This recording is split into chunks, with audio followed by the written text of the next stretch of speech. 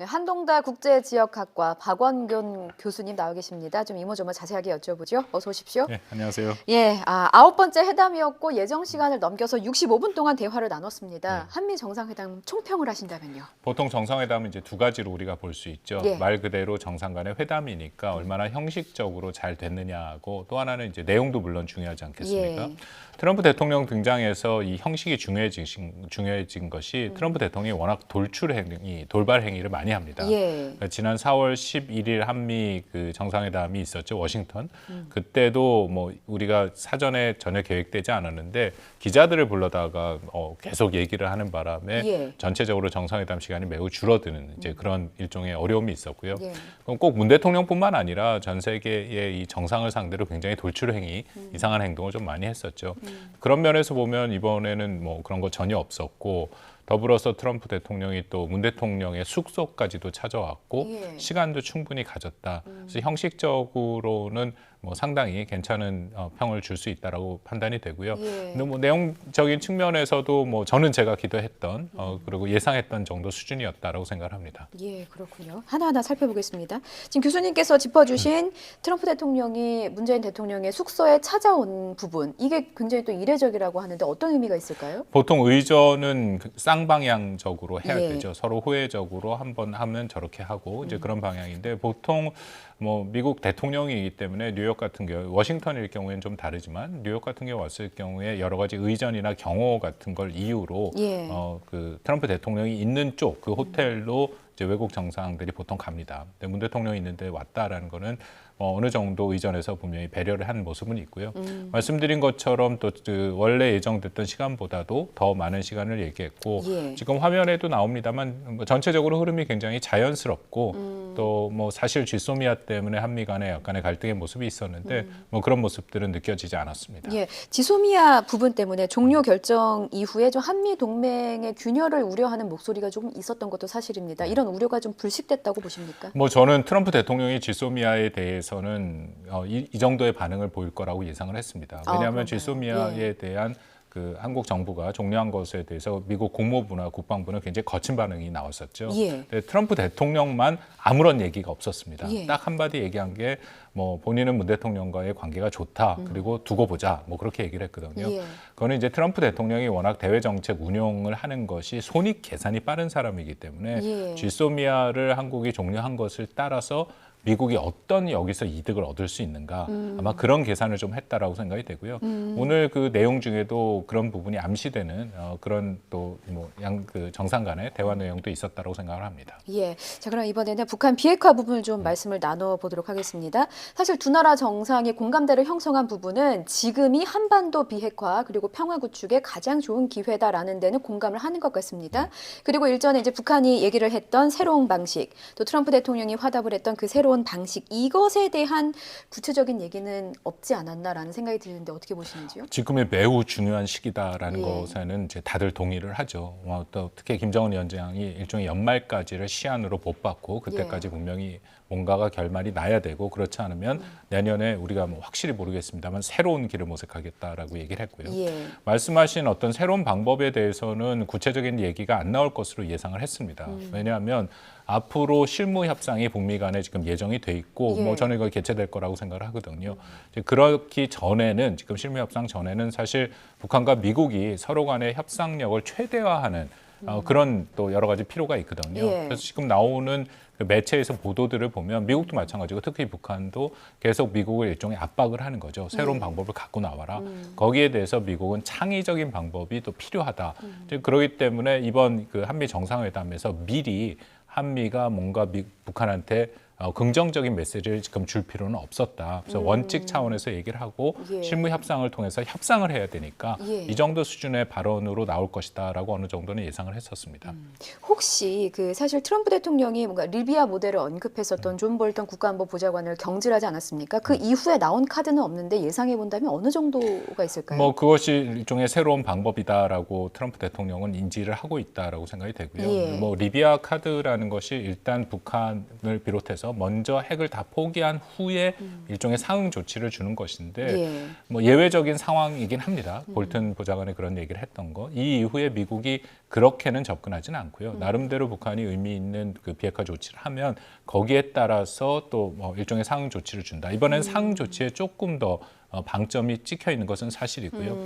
이번 그 후에 한국 고위 관계자가 일종의 브리핑을 했는데 예. 거기에서 미국이 무력을 사용하지 않겠다라는 얘기가 확인이 됐다. 물론 예. 구체적인 체제 안전 보장 내용은 얘기를 안 했다 하지만 무력을 사용하지 않는다라는 건 지난 2차 하노이 정상회담 결렬 이후에 북한이 계속 요구했던 것은 체제 안전 보장이거든요. 예. 바로 거기에 이제 핵심적인 내용이기 때문에 미국이 나름대로 북한이 원하는 체제 안전 보장안에 대해서 고려할 수 있다. 그것을 일종의 상응 조치를 줄 수 있다라는 메시지 정도는 이번 한미 정상회담을 통해서 나왔다라고 볼 수 있습니다. 예. 그럼 그것이 이제 그린라이트일지는 모르겠습니다만 오늘 국정원의 좀 보고 내용을 보면은 북미 대화 재개가 2, 3주 안에 이뤄질 가능성이 있다라고 보고를 했습니다. 이 근거는 무엇일까요? 뭐 그런 가능성이 있다라고 저도 판단을 하는 것이요. 예. 일단 그 북한 측에서 최선희 제1부상이 담화를 통해서 얘기를 했습니다. 예. 실무회담을 하겠다. 이제 일단 9월 말이라고 얘기를 하긴 했거든요. 예. 그런데 그 실무회담을 위한 어떤 전제 조건이 달려 있지는 않았습니다.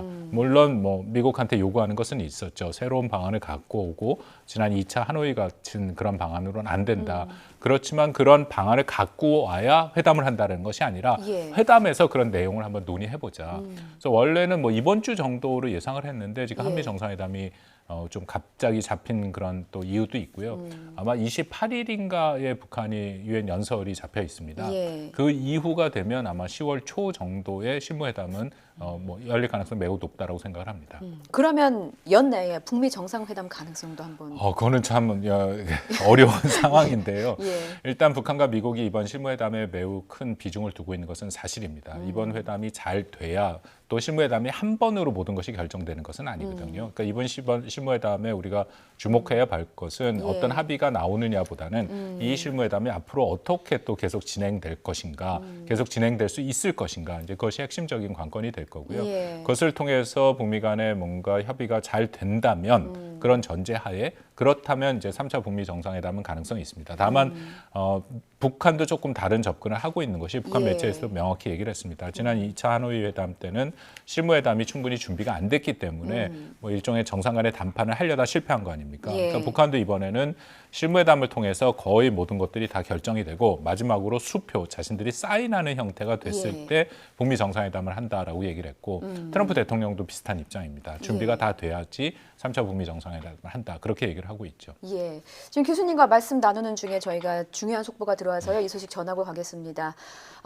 우려가 사실이 됐습니다. 인천 강화에 있는 농장에서 아프리카 돼지열병 의심 사례가 접수됐었는데 이게 양성으로 판정이 됐습니다. 이로써 5번째 아프리카 돼지열병 확진 판정이 났다는 속보 전해드리겠습니다. 인천 강화 송화면에 있는 돼지 농장이었습니다. 그런데 이 농장이 좀 특이했던 게요.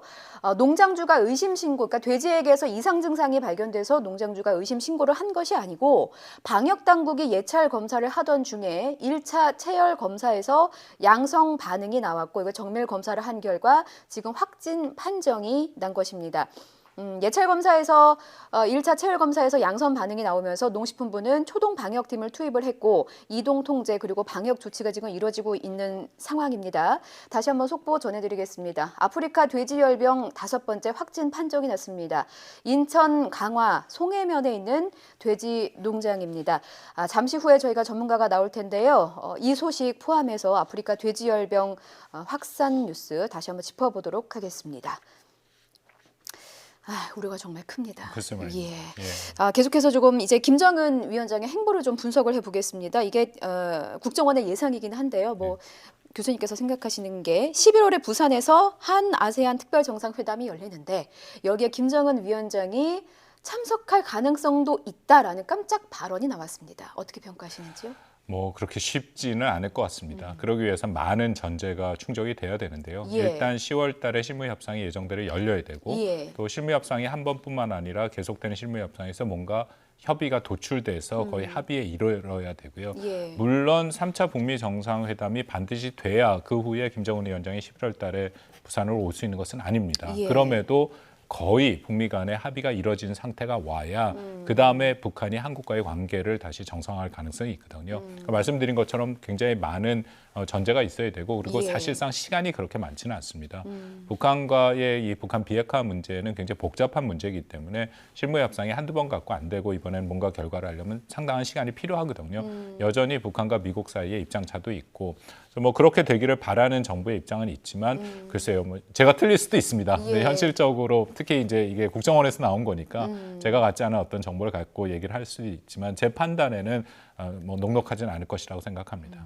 사실 이제 가능성이긴 합니다만 부산까지 김정은 위원장이 골인을 하려면 사실 넘어야 할 허들이 많다 정도로 교수님께서 지금 짚어주신 것으로 하고요. 더불어서 예. 원래 그 지난 그 9월달에 평양 그 선언에서 평양 예. 회담에서 약속을 했죠. 서울 답방이 약속이 됐기 때문에 예. 아마 국정원에서는 그 연장선상에서 지금 얘기를 하고 있다라고 판단이 됩니다. 서울 답방이 무산됐을 때 김정은 위원장도 이제 뭔가 회신을 보내서 좀 아쉽다라는 반응을 또 내보이지 않았습니까? 근데 그것은 전체적으로 지금 남북 관계가 다 예. 경색돼 있고 예. 뭐 남북 관계에 대해서 전혀 뭐 북한이 반응을 안 하고 있는 그런 상황이기 때문에 그것은 여전히 이제 북한의 입장에서는 북미 간의 비핵화 협상의 우선순위를 두고 북미 간의 관계가 잘 돼야 거기에 따라서 남북 관계를 풀겠다라는 그런 의도가 있는 것이거든요. 예. 그러니까 그런 전반적으로 볼 때 11월은 좀 빠르다라는 생각을 하고 있습니다. 예, 뭐 미래는 아무도 예측할 수 없으니까요. 이런 역사적인 빅 이벤트가 실제로 부산에서 이뤄질지는 좀 지켜봐야 할 것 같습니다.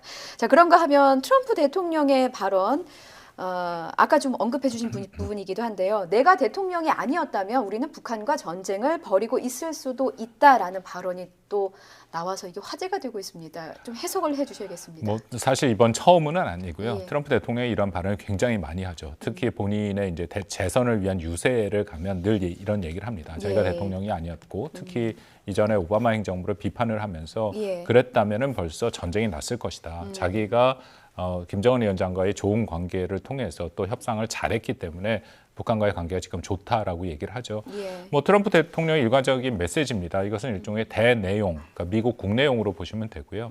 재선을 앞두고 북한 문제에 대해서 나름대로 관리를 하고 있다. 지금 대외 정책 측면에서 트럼프 대통령이 굉장히 다 어려움을 겪고 있거든요. 이란 문제도 그렇고 예. 전혀 못 풀고 있는데 그나마 지금 북한 문제에 대해서는 북한이 핵과 미사일 실험을 안 하고 있는 것은 사실이고 또 나름대로 지금 3차 북미 정상회담 얘기도 나오고 있고 그런 부분에 또 선전을 좀 극대화하려는 트럼프 대통령의 이제 늘 하는 일종의 발언이다 그렇게 생각을 합니다. 노벨 평화상을 은근히 바라고 있는 것 같기도 노벨 하더라고요. 평화상에 대해서는 지난번에도 뭐 예. 여러 번 화면에 나왔습니다만 예. 정말로 정말로 이 유세 때 그 또 얘기가 나왔죠. 예. 그래서 그 뭐 미국 사람들이 계속 노벨 얘기를 하니까 굉장히 웃는 표정, 정말 원하는 표정이 있는데요. 예. 뭐 트럼프 대통령이 그만한 공명심이 있다라는 것은 이미 충분히 알려진 것이고 그리고 사실상 완전한 북한의 비핵화를 이룬다면 그것을 통해서 한반도의 평화 체제가 구성이 된다면 예. 그것은 뭐 노벨상을 충분히 받을 만한 그런 또 자격은 있다라고 생각을 합니다만 예. 글쎄요, 뭐 거기까지는 우리가 좀 기다려봐야겠죠. 예. 트럼프 대통령의 또 다른 발언, 공개적으로 한 발언입니다. 한국은 미국의 최대 군사 장비 구매국 중에 하나라는 발언이 있었습니다. 구매하라고 압박하는 겁니까? 근데 이것도 어느 정도 예상을 했고 우리 정부도 대비를 했다라고 생각이 되거든요. 모두 발언에서 나왔습니다. 예. 이번에 한미 정상회담의 핵심 의제 중에 하나는 당연히 이제 북한 비핵화 문제가 있었지만 더불어서 미국에서는 트럼프 대통령의 방위비 분담 협상 오늘부터 시작을 했습니다. 예. 그것에 대한 한국의 압박을 할 것이다라고 충분히 예상을 했고요. 아니나 다를까 모두 발언에 지금 나온 것처럼 한국이 미국의 최대 군사 장비 구매국이다. 예. 근데 저거는 사실은 좀 틀렸습니다. 2015년까지가 최대로 우리가 많이 미국 무기를 산 것은 맞고요. 그거부터는 이제 사우디아라비아가 더 많이 사고 있는 그런 상황이죠. 거기에 덧붙여서 우리 대통령도 앞으로 3년간의 무기 구매 에 관련된 것을 트럼프 대통령한테 얘기를 했다. 이것은 전반적으로 방위비 분담 협상이 이번에 굉장히 어려운 협상이 예상되고 있습니다. 특히 트럼프 대통령이 방위비 분담을 동맹국한테 더 받겠다라는 것은 일종의 대선 공약이거든요. 직접 챙기는 사안이죠. 예. 그렇기 때문에 우리 입장에서는 어떻게든지 트럼프 대통령을 공략해서 트럼프 대통령을 설득하는 작업이 중요하기 때문에 우리 정부가 이제 그런 것들을 다 준비해 갖고 또 트럼프 대통령한테 가장 효과적으로 전달할 수 있는 것은 딱 한 장짜리로 우리가 무기를 구매하고 또 이제 대미 투자도 기업인들 예. 나오지 않았습니까? 예. 그것을 통해서 미국 내 얼마만큼 일자리를 만들어 줄 수 있는가, 일자리가 창출되는가 이제 그런 게 트럼프 대통령한테는 효과적으로 전달이 된다면 우리가 방위비 분담 협상을 좀 잘 풀어갈 수 있는 여지가 있지요. 예, 그 말씀하신 방위비 분담금 협상과 관련해서 미국 측이 요구하는 규모가 구체적으로 어느 정도가 되는 겁니까? 지금 우리가 내고 있는 것이 10억 달러 좀 안 됩니다. 예. 원화로 1조 389억 정도 되는데요. 예. 지금 알려진 것에 의하면 미국이 48억 달러가 총 비용이다라고 얘기를 합니다. 물론 그럼 한 6조 정도 되니까 예. 지금보다 한 5배 이상이 되는 거죠. 근데 물론 그것을 다 한국한테 부담을 하라 요구를 할지는 잘 모르겠습니다. 오늘 아마 협상에서 예. 그 얘기가 나올 건데 예. 그래도 지금보다는 훨씬 더 많은 액수가 들어갈 거고요. 그 48억 달러라는 48억 달러 안에는 사실 미국 인건비도 포함되어 있습니다. 근데 우리가 지금 내고 있는 이 방위 분담 협정 자체에는 미국 인건비를 줄 수가 없게 돼 있거든요. 예. 그래서 아마 그것을 제외한다 하더라도 한 20억 달러, 그래도 지금보다는 한 2배 정도는 요구를 하지 않을까. 근데 그건 뭐 우리가 받기는 힘든 액수죠. 그쵸. 여태까지의 협상이 10번 있었습니다만 이렇게 100%를 올린 적은 없었거든요. 최대치가 20몇 % 정도 올렸고 예. 보통은 한 자리 숫자 정도 올렸기 때문에 이제 그런 면에서는 이번 협상이 매우 어려운 협상이다라고 저는 생각하고 있습니다. 예, 문재인 대통령이요, 합리적 수준의 공평한 분담금 부담을 강조하겠다라는 의사를 좀 내비쳤습니다. 그러니까 마냥 무시할 수는 없는 노릇이고 그렇다면 우리가 수용 가능한 규모는 현실적으로 어느 선인가 이 부분도 좀 궁금합니다. 글쎄 뭐 우리 정부 입장에서는 예. 일단 이게 뭐 올해 같은 건 1년짜리 협상이었거든요. 단연 협상을 하는 것이 좋습니다. 예. 8차, 9차 같은 경우는 5년 협상을 했죠. 근데 물론 단연 협상을 한다 하더라도 매년 증가액이 너무 높아지면은 전체적으로 액수가 너무 크니까 안 되고 예전 같은 경우에는 최대 4% 정도 증액이 되되 물가 상승률을 반영한 수준으로 증액이 됐었거든요. 예. 그것이 일단 우리는 목표다라고 저는 판단이 되고 다만 첫 해에 얼마로 시작을 할 것인가. 그러니까 지금 같은 경우에 작년에는 이제 8.2% 올랐는데 예. 그거보다는 이제 좀 더 많이 올려줘야 될 것 같긴 합니다만 말씀드린 100%뭐 저는 그 정도는 받을 수 없다라고 생각합니다. 예, 알겠습니다. 지금까지 한동대 국제지역학과 박원곤 교수님이었습니다. 교수님 오늘 말씀 잘 들었습니다. 감사합니다.